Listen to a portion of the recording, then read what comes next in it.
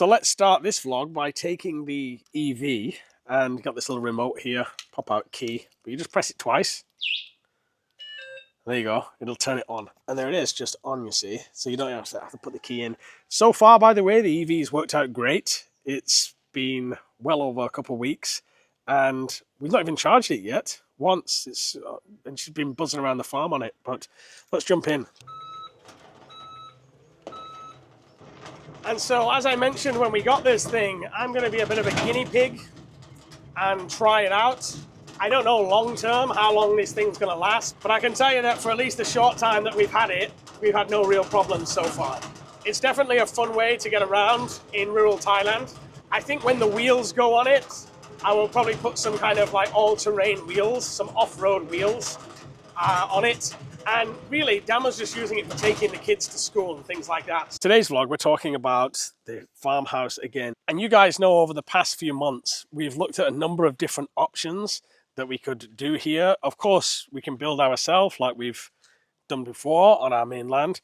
We've also looked at wooden house options, but decided not to go that route, mainly because of termite issue and my concerns for the longevity of the building. That would involve demolishing this building and building kind of a wooden house on it. And although it may look quite nice for a few years, I think by the time I'm an old age pensioner and the kids have grown up a little bit, it would be like it'd be like a little shack falling to bits. But today, Damo and I are going to take you to look at another option for this piece of land here, which would also involve demolishing this building and starting again. And it also could be an option for those that are thinking about living in Thailand long term, or if you've got a bit of a spot of land and you want to do something on it. But just before we go and take a look at the prefab houses that would replace this old abandoned farmhouse, we'd obviously have to demolish, I would like to share something useful for anybody that's going to be traveling Thailand anytime soon or anywhere else in the world. Because I live here in Thailand, I actually use a detached SIM card for all my calls and internet on my phone here. But if you're just visiting and you don't want the hassle of shopping around for a local SIM card, I highly recommend Holofly's eSIM. An eSIM is actually a digital SIM card that's built into your phone, so you don't have to swap SIM cards when you travel. You can simply download the Holofly app, choose your plan, and you're instantly connected with unlimited data across 150 locations. Personally, I find this very useful, for example, when my dad comes to visit from the UK and he actually doesn't want to get a local SIM card. Instead, now he's very familiar with Holofly's app, so when he arrives in Bangkok, he has access to the internet, he can contact us, and also when he's traveling around Thailand and he's not at home where we have the Wi-Fi, he uses Holofly's app now, and also in other countries, not just Thailand. And here's how it works. Once you've chosen your plan and downloaded your eSIM, you will receive an email with a QR code. You simply scan it with your phone and install the eSIM. The eSIM will stay inactive until you're ready to use it. Arrive at your destination, change it up in your phone settings, and with a couple of taps, you're instantly connected. The app is also super easy to use. You can manage your data, you can even share your hotspot, and there's 24/7 customer support. And so if you're traveling and you want a seamless instant connection, skip the local SIM cards and go with Holofly's eSIM. You can use my link below with special discount code NakedGuru, which is going to get you 5% off your Holofly plan. And so without further ado, let's go and check out these prefab houses and see if they're any good. So here we are arriving at the prefab house place by the side of the road in Buriram. And you can see they're quite busy building them here. And these are solid steel frames. It's quite funny watching this now. I think about our builders and Damo's brother and how good he is at steel work, and how simple like a frame construction like this would be for him to do. Looks complicated to anybody that doesn't work with steel, but it's actually quite a very basic structure. They're doing the welding here. So it looks like they're just able to knock them out, welding these together. And this steel is very easily purchased locally as well. So you can see the design here. It's quite a unique design, but I think this one in particular may look a little bit odd in rural, on our little patch of land here. It may look a bit like, well, it kind of looks like a mini haunted mansion, doesn't it? Is this kind of Edwardian, would you say, guys? Or what is it, the actual style? Nice sliding door. Also feels quite solid, not too flimsy. One of the impressions I got with these ones is they can feel a little bit flimsy. Here's, looks like they got some designs for a cafe with a container box and basic designs here. And this would make a nice little kitchen. But I can tell you, as soon as I'm in here now, it's hot. You know, as to be expected, it's Thailand. It's hot though. You would put an aircon in there, but I guarantee you would be running an aircon in here all the time. These windows do look like they open, however, so if you wanted to let the breeze through, you could. But I can tell you, also in rural Thailand, you better have some mosquito nets on the windows, because as much as you let the breeze through, you also let insects through. Here you got a toilet here with a sink and a shower. This one's been tiled and it's got an extractor fan in as well. Let's walk through here. Walking on the floor is good. It's not shaky. Has been my previous experience. This is another toilet. I don't know why you need two toilets like this so close together. And then you got another room in here, which I can tell you is very, very hot. So it's, she said, have a little look upstairs. These are the stairs here, not for the elderly. And you ain't going to get no Stana stair lift on that, guys. So let's take a little look upstairs. As I'm coming more and more up, I'm not complaining here, I'm just trying to tell you what I'm experiencing, which you won't know from just watching this video. But as I'm up here now, it is absolutely boiling hot like an oven, because all of the heat obviously rises up here. Same when we built our cottage and we did a little upstairs area with a balcony. We've never used it because the heat up at the top is intense. One way you can rectify this, because I read about this a lot when we did ours, you can put a fan in the top right of the roof there on one side and another fan on the other side, and you can have then the earth circulating, being pulled in and then pulled out the other side, and that catches and removes all of the heat from that is built up here in the room. But nice circular window here, and I think this is made from panelled wood, so panelled wood here as well. So again, it's just the heat. You just really have to aircon this thing so much. The concrete, like in my studio that we built, the concrete and the solidity of the building, plus the insulation in the roof, really keeps it quite cool. It doesn't, the walls aren't heated, because I guess there's an air gap with the block, and the insulation keeps it really quite cool. So I can feel it's much cooler down here now. So let's go and see what other designs they've got. So this particular design is 890,000. Bear in mind that we built nearly our whole cottage for around 1 million baht. So Bet and Gao, 890,000. For me, that is expensive for what you're getting. But of course, by the time they bought all the materials and they paid all the workers here doing all the work, they need to be clearing a profit on the thing, right? So I can understand why it costs that much. Our cottage was self-built, so we bought all the materials, we hired the workers, and the workers were also Dama's uncle and stuff, so we got a good rate. And there's no like contractor. These guys are contractors. These guys are obviously doing this for money. It's a business, isn't it? So this one here looks just more like a smaller construction. This one has been ordered by somebody already as an office or as a home. Somebody's ordered this as actually a home. So this one feels a little bit cooler, perhaps from the design. This would be a front living room, and then one bedroom in here, quite a basic construction, and then the toilet tiled with a shower. You can see me there in the mirror. Hello. Dan also said there's some kind of balcony out here. Let's go and take a look. So you've got quite a nice big balcony. This one's been ordered by somebody already. So, and they deliver it tomorrow to them apparently. So yeah, I mean, it feels pretty solid. This one is 350,000. It may look all right on that piece of land, but I don't think it'd be wow. Do you really like it for that piece of land? No, I like wooden one.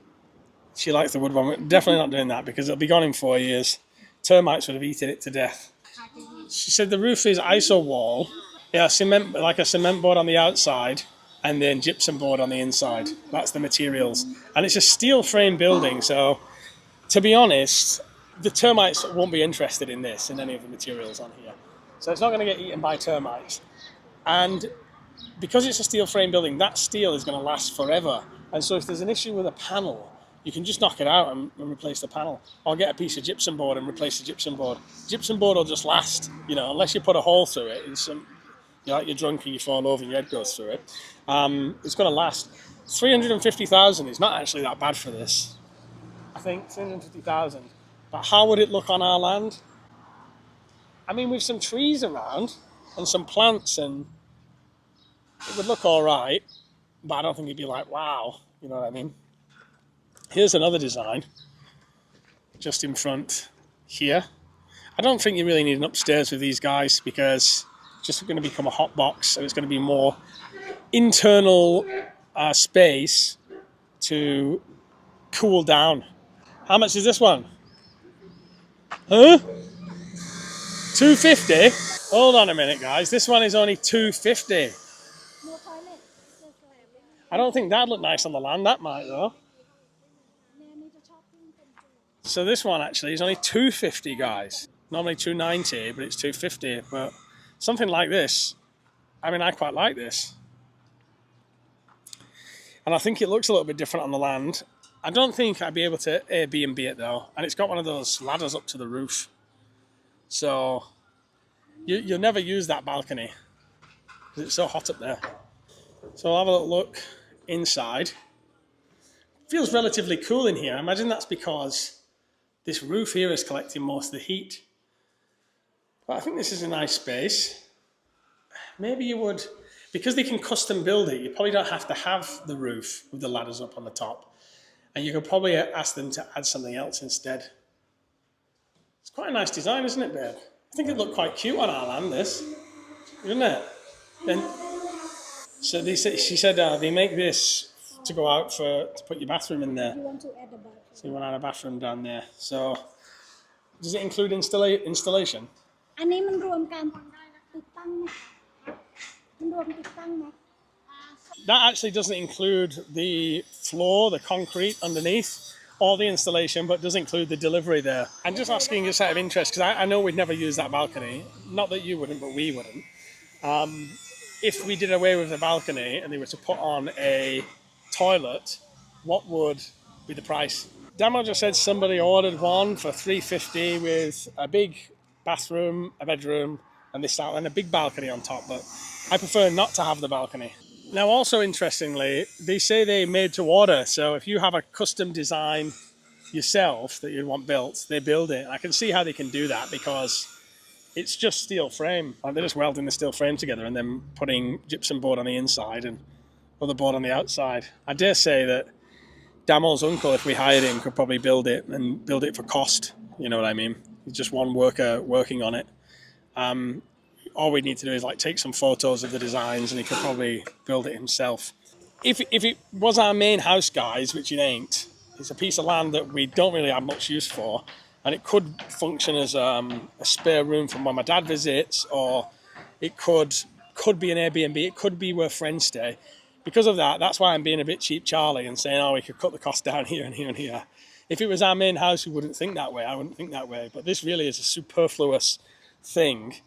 And still, even looking at these designs here, which is multiple, we've got some here as well.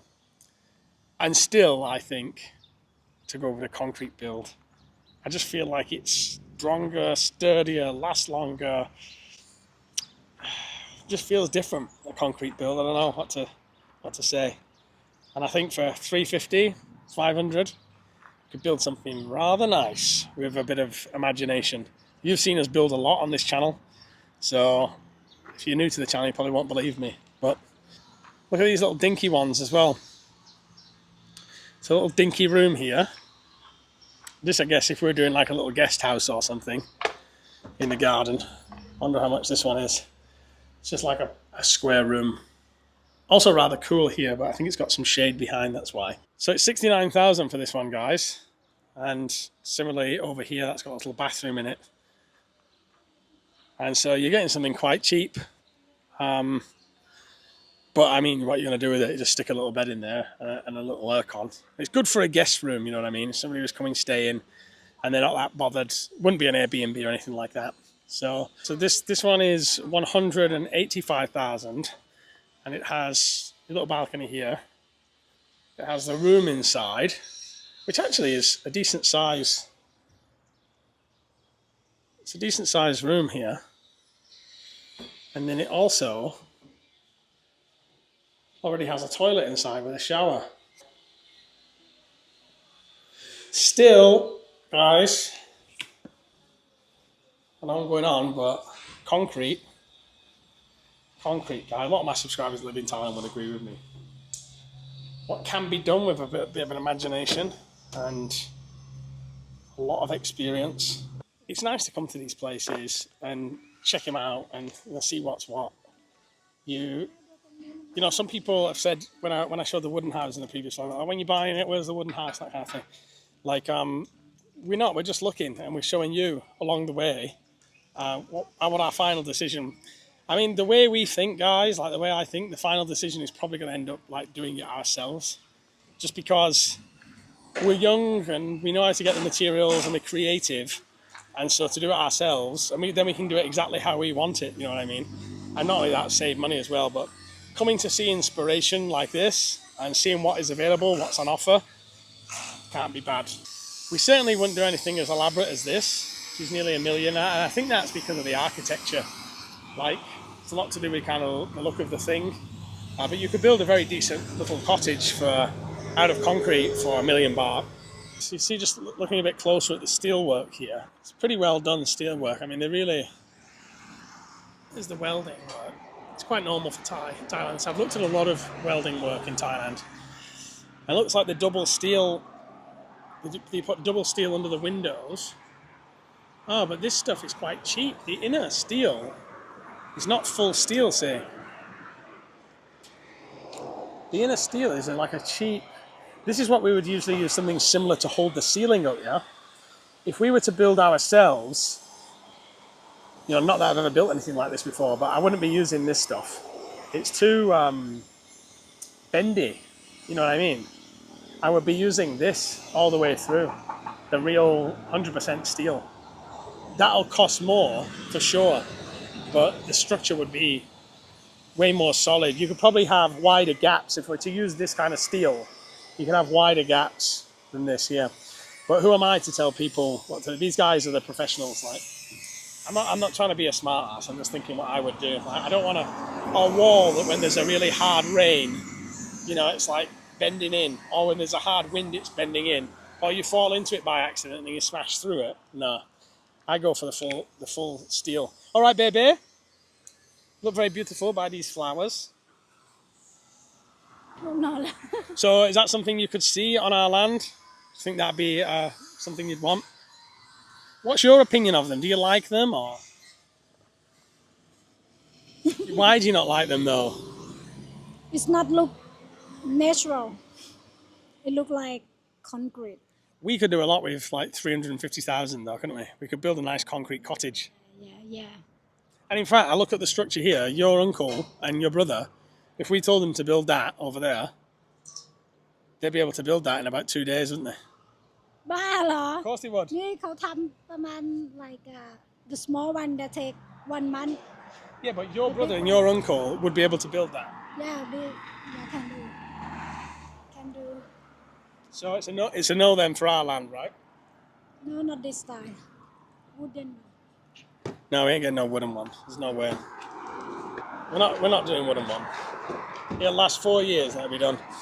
We're going to build concrete, guys.